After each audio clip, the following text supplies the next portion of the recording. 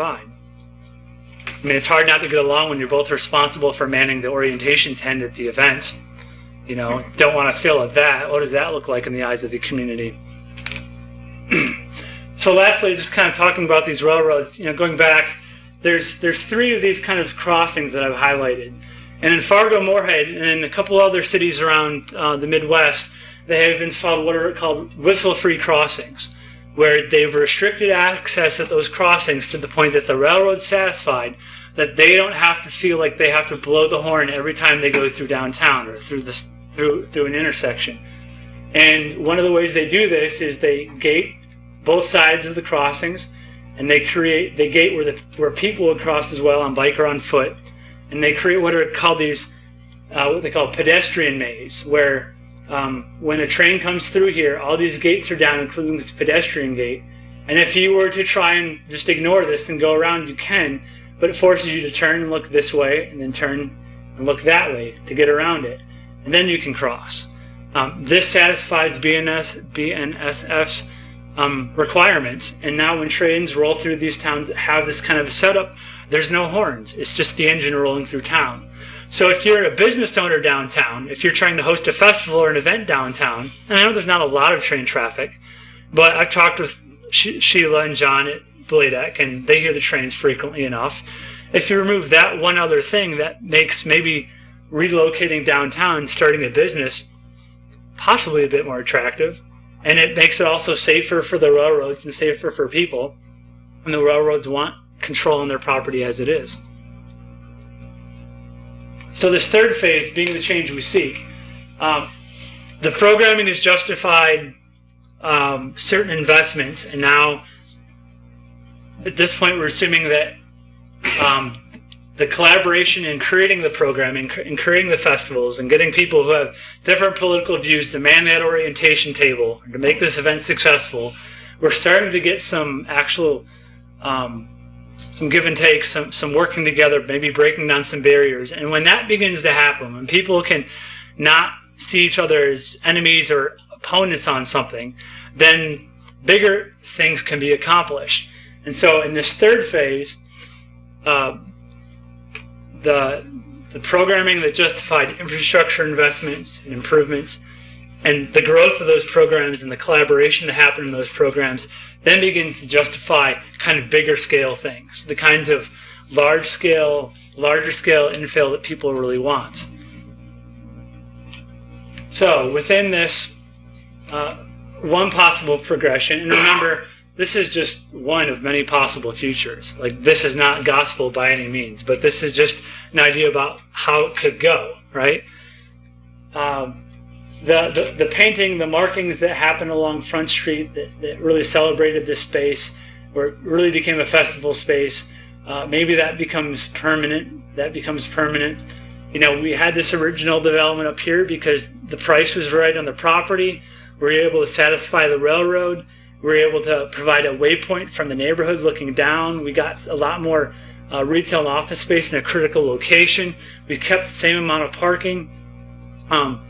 What we've been able to then do is bring some of that across into this environment. Now, these three buildings here go back to the very early 1900s, at least.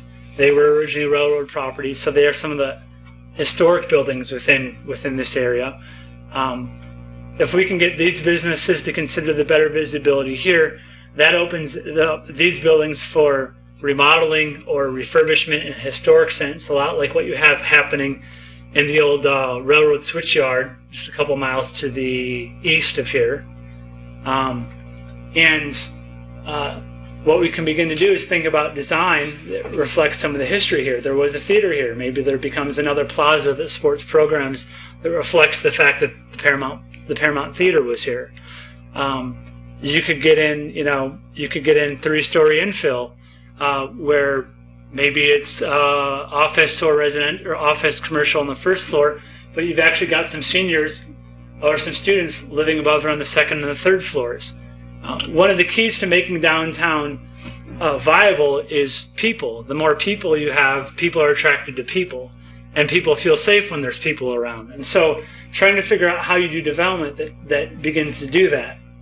Now, let's talk about what happens right in here. So if you remember, in phase 2, I didn't talk about it that much, but in phase 1 we had like kind of annexing some of these parking spaces, doing a little pocket park. Well, what you can actually do is you can probably keep a lot of the same parking that you have now in both lots. This parking lot's not very well organized because it's angled parking and there's a lot of wasted space. And then there's lots of greenery around each of these lots, which is great, and I like it. But it does need a parking space. Maybe one of the things that can happen is we've got this long-term view of creating plaza through here, because this is a civic space. The city does have control of this, and they can probably bring the bank along. You get plaza space right in through here, and you end up annexing like maybe 40 feet right here. You reorganize your parking, and you're essentially land banking this for the right time. In phase 3, you've gotten to the point where then you could actually build in this. You still keep some parking for like handicapped and like kind of pop in, pop out, because this could be one of those kinds of convenience shops or a retail shop. And then this corner up here where there's an existing city lot, this can become a parking structure.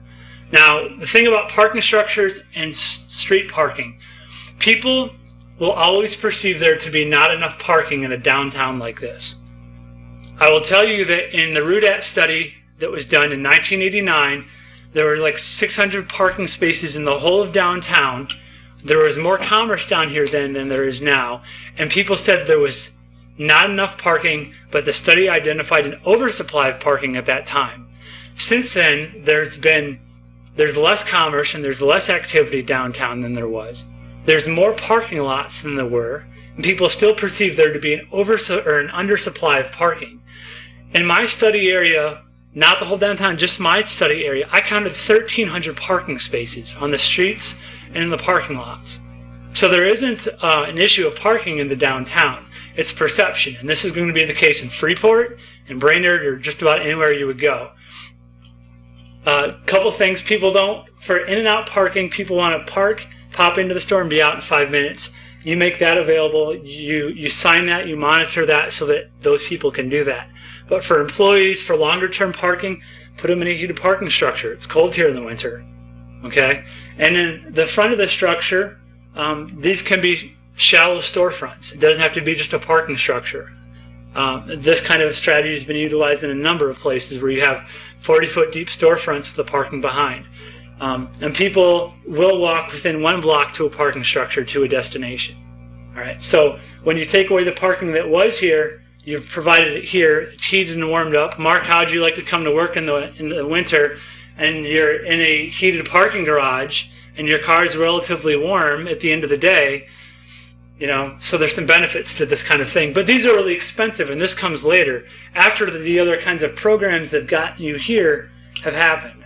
You don't just do this because there's no use for it now. Remember, we have an oversupply of parking. But we've land banked, we've gotten this, and then these buildings open out into the streets and this plaza. This plaza connects all the way up. And what you've done is you've then provided a connection from the neighborhood down into downtown. You've provided a connection from the East River Parkway all the way downtown. And you know, what could that plaza look like?